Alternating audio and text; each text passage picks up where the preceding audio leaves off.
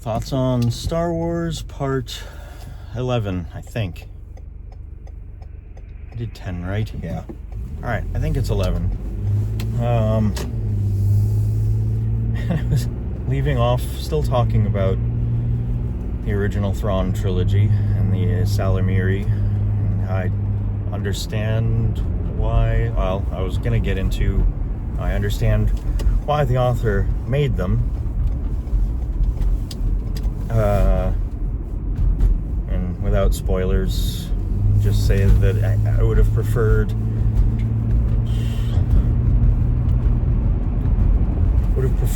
that their role had been filled by something that doesn't fundamentally alter the nature of the Force. It is at least cryptic enough not to give anything away. Alright, so I think I'm done with spoilers, and I think I'm going to move on to trying to wrap up this video series. This is part 11. That's a lot.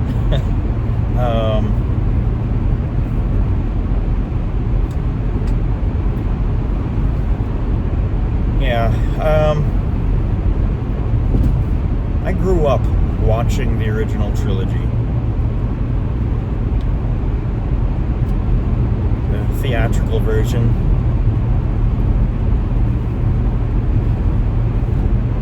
The one without the pretty editions of the special editions, and without the character breaking change where Greedo gets a shot off at all.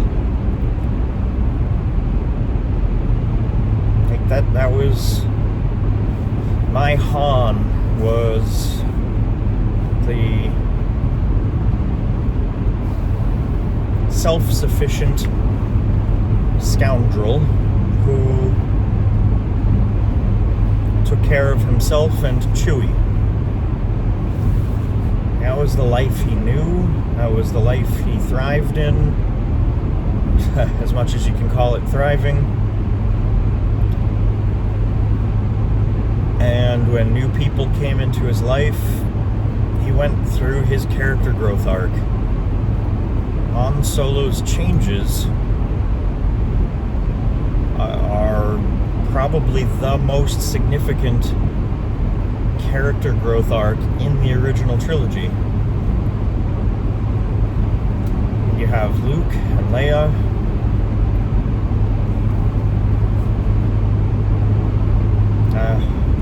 There's going to be too much to talk about in one video, but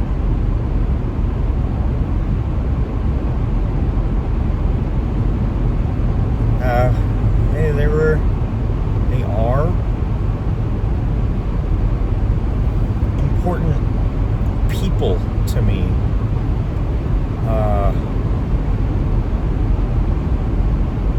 R2 and 3PO.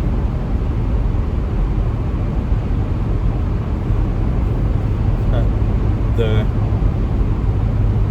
relatable observers to the story.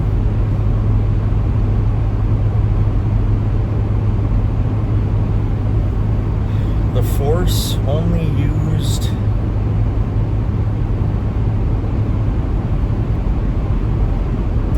in over-the-top ways, like sneaking past some stormtroopers a couple of times. Moving some rocks around, and whoa, holy cow, you can move ships with that?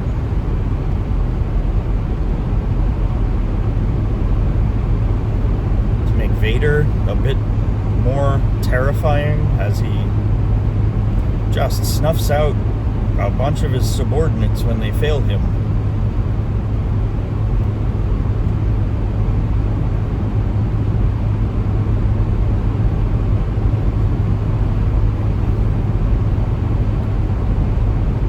Obi-Wan,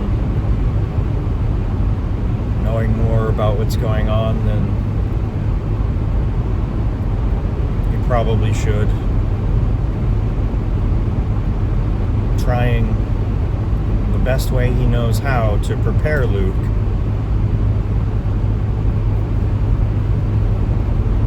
Including not telling him that Vader was his father.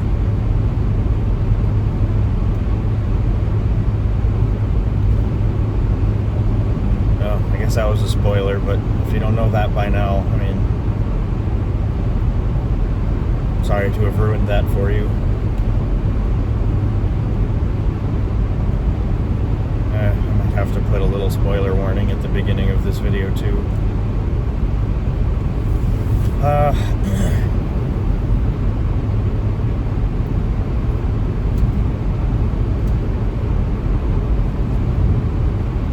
The original trilogy really is such a well-crafted story. And despite all the flub-ups around the setting itself and not being consistent, being inaccurate in ways that stand out and bother you a little if you pay too much attention to them. The story is so good, and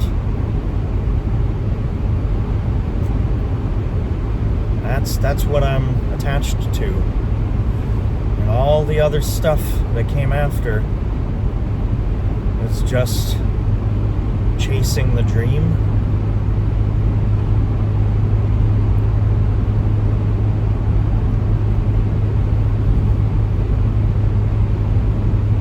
And none of it really lived up. The actors did well. There were some interesting bits brought in, some interesting scenes, even some good, solid writing, like scene writing, just not really world-building writing. No history. No maintaining the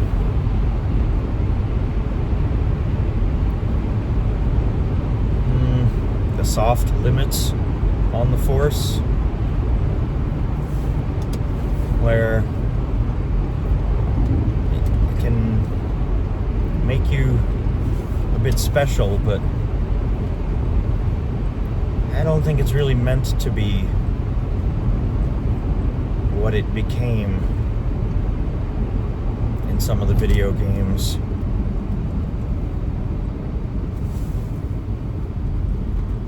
Prequels and in the sequels.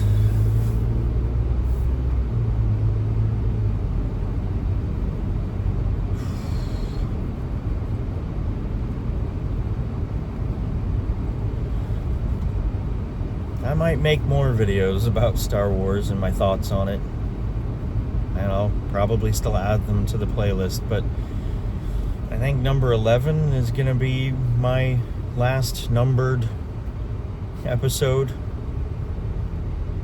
Would have been nice if I had done 9. But oh well.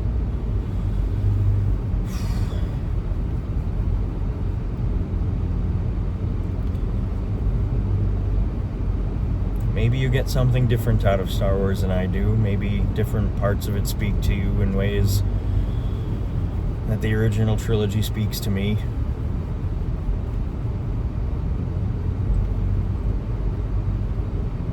And maybe you think I'm missing something.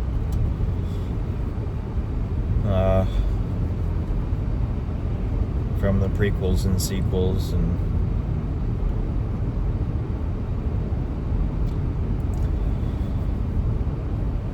I'm glad there's stuff for everyone.